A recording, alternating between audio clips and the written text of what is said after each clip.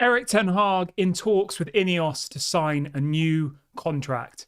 £25 million bid for Mason Greenwood, and will Joshua Zirkzee be our first signing of the summer? These are some of the stories we will be discussing on this morning's live show. But before we get into that, please do me a small favour, smash a like on today's video, subscribe to the channel if you are new. I'm live every single day at 11 AM and 6 PM. And if anything breaks during the day, I do go live as well. So make sure you subscribe. Make sure you hit the notification bell if you would like to keep up to date with all of your latest Manchester United transfer news and talk. Right, let's start the show off by talking about the big story, which is around Erik ten Hag then. So for anybody who's been living under a rock since yesterday, Erik ten Hag is staying. It's been confirmed that Manchester United will continue with Erik ten Hag as the Manchester United manager. And you know what? I think they've made the correct decision. I really do. I honestly couldn't be happier with the decision that they've made. I think it's the correct decision. I think when you look at the options that are available to Manchester United, they weren't very good. It's not like you had a Zinedine Zidane wanting to come. He didn't want to come. You know, Carlo Ancelotti's not available. Obviously, Jurgen Klopp was never going to come. Pep Guardiola's... do you know what I mean? Like, there is no elite manager. Nagelsmann stayed with the German team. There was no elite managers available. Okay? So even of the people who were Ten Hag out, which is fine, you're entitled to your opinion, there wasn't an obvious option out there to replace him. So if Ineos had just sacked him and brought in someone like Southgate or Graham Potter, it would have been a terrible decision. So I'll applaud Ineos. I think they've made the right decision here. I think it maybe took a little bit longer than it needed to, but at the same time, they had to do their due diligence. I actually, in some ways, like that they spoke to other managers, because the news I'm getting this morning is this, okay? And this is, listen to this really carefully. Ineos effectively treated it like they were looking for a new manager, okay? Now, what I mean by this is, Erik ten Hag was effectively a candidate to become the Manchester United manager. Because you have to remember that Ineos didn't appoint Erik ten Hag. It was the Glazers. Ineos didn't give Erik ten Hag the contract with specific terms. It was the Glazers. So when we hear of this end of season review, what Ineos were actually doing was at the first available moment, at the end of a season, we're sitting down and we're looking at all of the options available in relation to managers on the market, and Erik ten Hag being one of those options, okay? They interviewed all of the different people that they were interested in. They spoke to Thomas Tuchel, they spoke to Kieran McKenna, they spoke to Zirkzee, they spoke to Poch, and they also spoke to Erik ten Hag. And the conversations they had with Ten Hag and the plans for the future were apparently the best out of all of the people they spoke to, and that's why they've decided to go forward with him. So it's not a case of, you know, they didn't want Zirkzee, they didn't want Poch, they didn't want Tuchel. They were interested in speaking to all of them, and they did speak to all of them. But out of all of the conversations they had, the conversations that were had with Erik ten Hag were apparently the best, and that was why they want to go forward with him.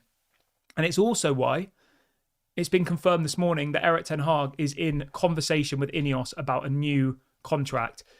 I'm hearing that it's going to most likely be, he's got 1 year left of his current deal.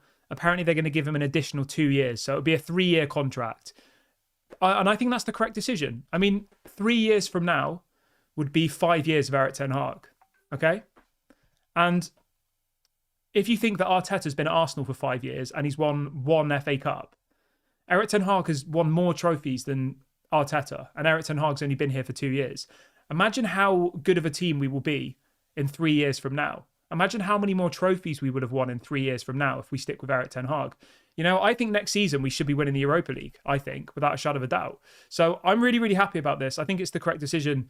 And I think he does need this new contract.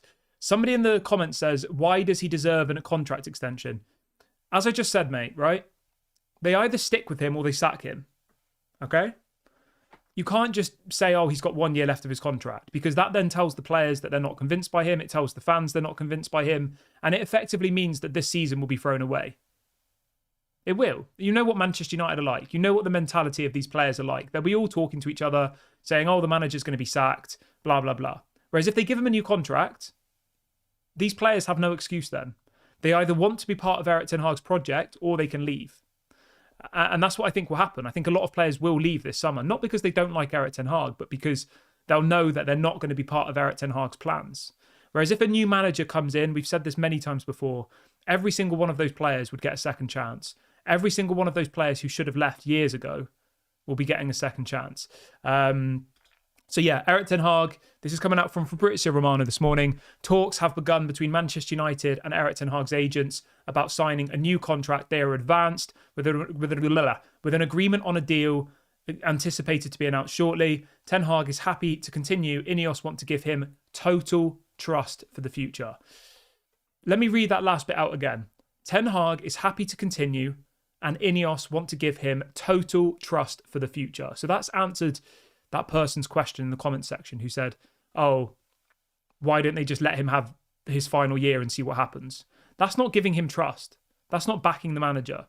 Like, you don't go and sign players for that manager if you're then going to sack him in a month's time. Like, you either back him, you get rid of players he doesn't like, and you bring in new players, and you give him a new contract, or you sack him. You know, there's no middle ground.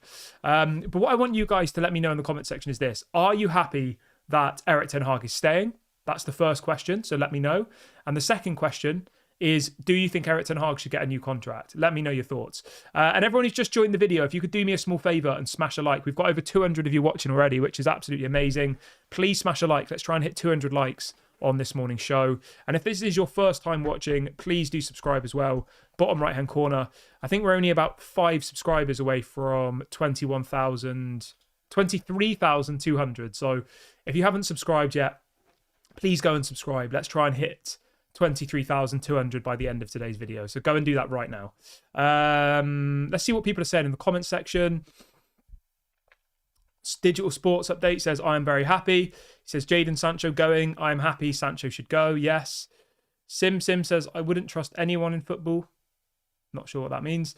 Amnat says, what should be the Ineos' ideal summer strategy from now onwards? Explain incoming and outgoings. That's a really good question. Thank you for that.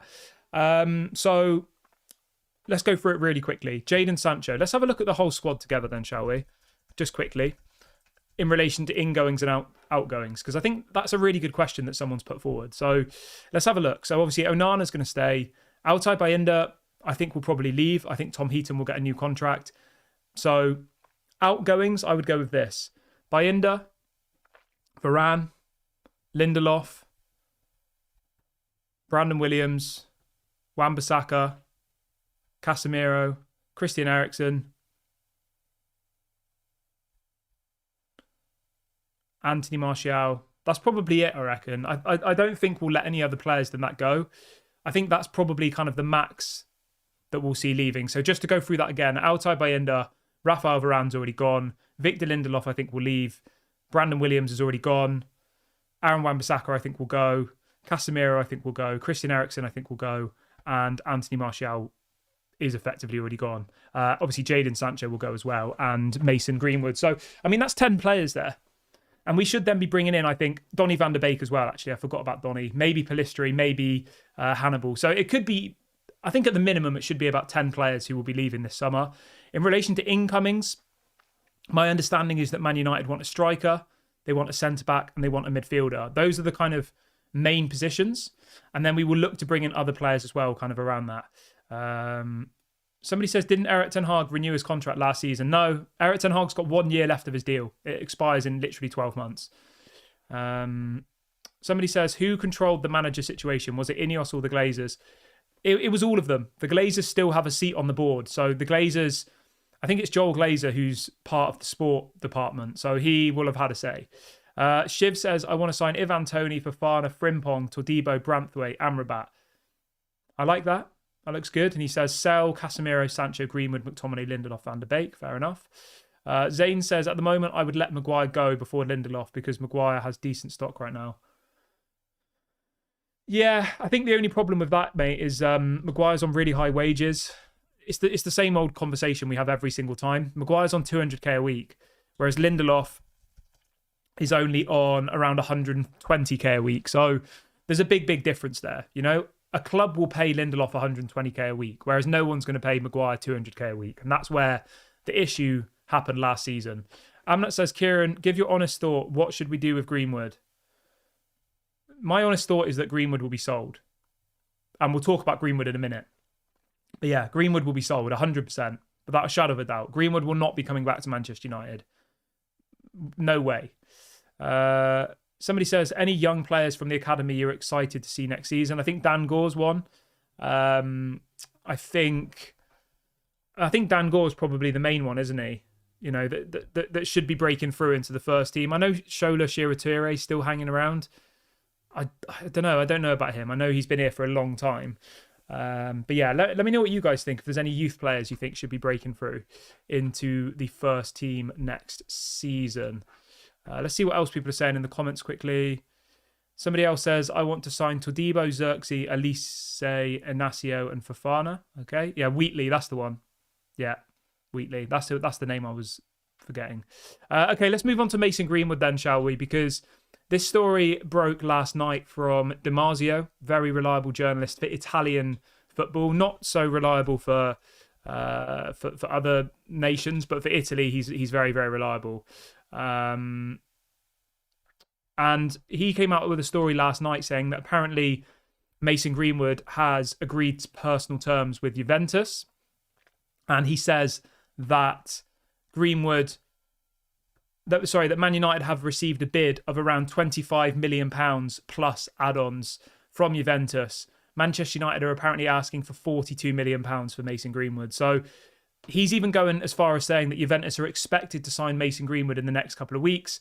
A first offer was put in of £25 million, which was rejected, and Manchester United want £42 million for Mason Greenwood. I think meeting somewhere in the middle there would be fair. I think maybe like 35 million for Mason Greenwood plus add-ons. I think that would be a good deal. I know people will say, oh, he's a generational talent, blah, blah, blah. But the point being here, he's not going to come back to Manchester United. You know, it's not going to happen. So we need to try and cash in as much money as we possibly can. I think 35 million plus add-ons would be acceptable. That allows us to then at least have some money to go towards Elise. His release clause is 60 million. Obviously, Mason Greenwood being from the youth academy will mean it's a 100% profit. So that will really, really help our financial situation. So yeah, 25 million I think is a little bit low for Greenwood, being honest. He has only got 1 year left of his contract though, which you have to remember. So yeah, I would be looking for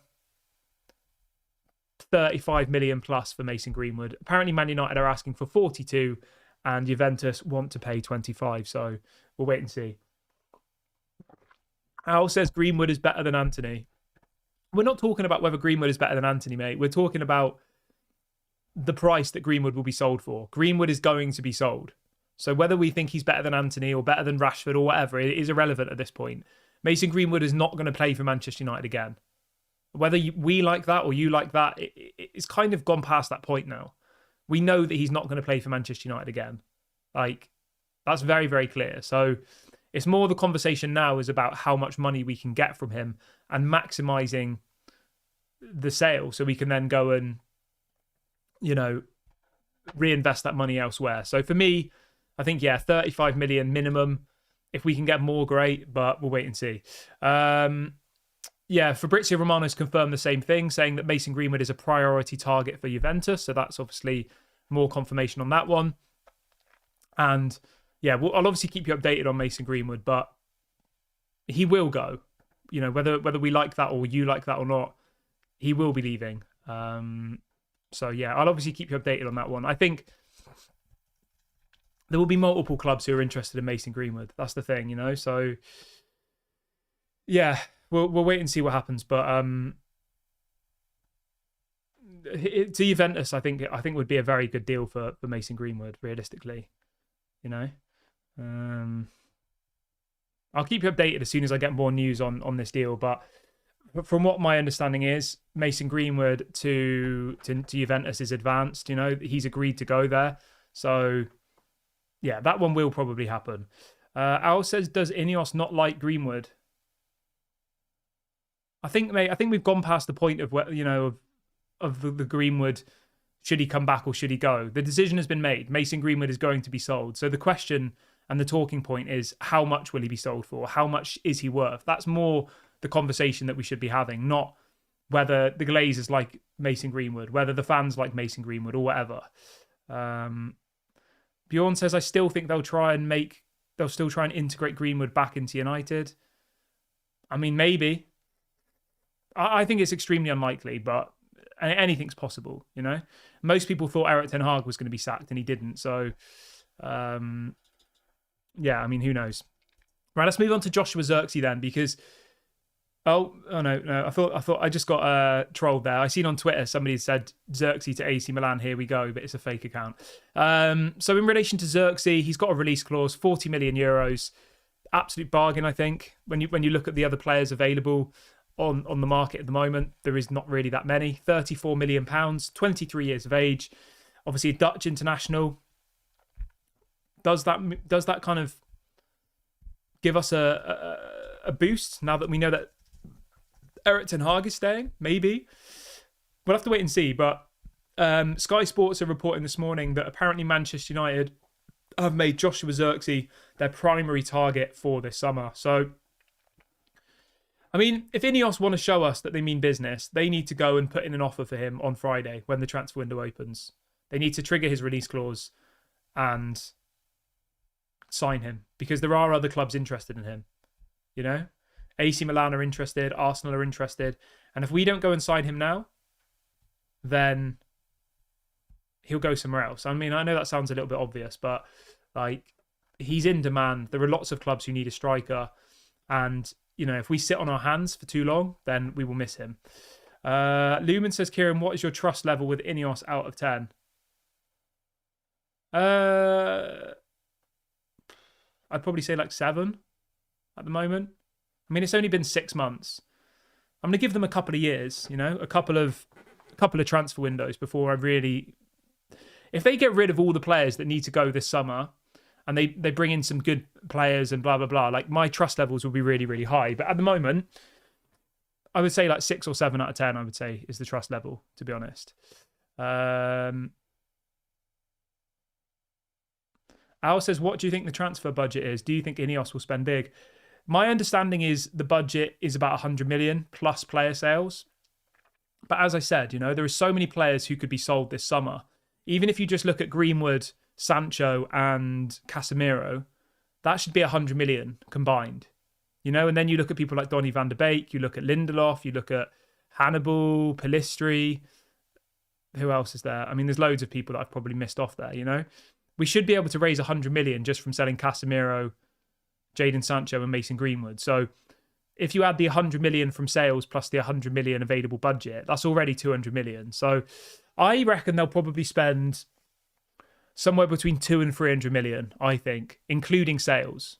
Probably a net spend of about 100 million. That's my guess. But yeah, I mean, for that, you could get Elise, you could get Zirkzee, you could get Todibo, you could get Fofana. You could get another centre-back as well. You could probably get someone like Gonzalo Inacio. Like, for 200-300 million, you could get probably 6 first-team players who would walk into our team. So that's what needs to happen this summer. You know, we need probably 6 players to come in. We need a new centre-back because effectively now Varane's gone. We need a right-sided centre-back. We need another striker. We need another midfielder because Casemiro should be being sold. We need another right winger because Anthony's crap. Yeah, so it'll be interesting to see how the window pans out. But like, I think at least 10 to 15 players need to be sold this summer. And we need to be bringing in probably 6 first-teamers as well as maybe a couple of extras as like free agents or whatever. You know, there's still people like Rabiot and stuff who are available. I personally wouldn't. I mean, it depends on the budgets and stuff, doesn't it? But yeah. Yeah, so I'm happy with this decision. I think, you know, it's good that we've finally got some clarity. It's good that we can kind of put this to bed for a bit. We just obviously need to wait for the news on the new contract. As soon as we get the news on the new contract, we can really start planning for the future. The transfer window opens on Friday, so deals will start happening. So that's really, really good. Somebody says maybe we'll go for De Ligt. Yeah, I have seen some links to De Ligt this morning, actually. Obviously, the thing with De Ligt is I just think he's quite slow. I wouldn't be surprised if we go for De Ligt, you know. I'm just having a De Ligt. How much? I mean, there's a lot of people saying that De Ligt could be a player that Manchester United go for. I think the issue I have with De Ligt is that he is slow, and also he's on stupid wages. He's on 300k a week at Bayern Munich, and I just don't want to see any more players coming into Manchester United and earning 300k a week. Whereas like someone like Todibo, right? At Nice, he currently earns 22k a week. So like even if you give Todibo 50k a week, he's earning over double what he's earning at Nice. And I think we do have to start looking at things like this. We need to bring in players who are younger and more hungry, like Todibo, and who are on lower wages. Because the same with Elise, you know, like Elise at Crystal Palace is going to earns about 100k a week. So, you know, even if you gave Elise 150k a week, like that's still happy days for him, isn't it? Whereas bringing in someone like De Ligt, who's on 300,000 a week, he's going to want the same or more money. He's not going to say, oh, I'll come and earn half the amount of money to not play in the Champions League. Like, why would he do that? So, yeah, I think we need to kind of steer away from these like bigger named players, if that makes sense, and go for the more younger, hungrier options like Joao Neves, Todibo, Elise, Zirkzee, Gonzalo Inacio. Like the list goes on and on and on and on. You know, all of these players will come to Manchester United and probably earn at the most 80k a week, you know? Whereas if you go for someone like De Ligt, or you go for someone like, who else can I think of off the top of my head? I don't know, Frankie de Jong, for example. They're going to want 300, 400k a week, you know? I mean, what does Frankie de Jong earn at Barcelona now? Let's have a quick look. I remember I saw before and his wages were crazy. Like, absolutely mental. Frankie de Jong, right? You ready for this? Frankie de Jong earns £700,000 per week at Barcelona. We thought our wages were stupid. We all complain about Marcus Rashford earning 350k a week. Frankie de Jong earns 700 a week. I mean, that's mental. I'm just having a look here, right? His weekly pay is 700,000 a week, right? And then he also has a bonus of up to 400,000 a week. So I don't know what that bonus is, but it says here that if he meets all of his bonuses in a week, he can earn 1.1 million a week. I mean, that's just stupid. I'm sorry. So yeah, we need to steer away from these names. I know everyone's like Frankie de Jong, De Ligt, like, no, it definitely doesn't need to happen for me. I'm going to wrap the video up here, guys. It's been a great show this morning. I will be back at 6 o'clock. Please do smash a like on the video before you go. Please do subscribe to the channel if you're new. This has been Daily Red Devil. Have a lovely day, everybody, and I'll speak to you all at 6 p.m. UK time.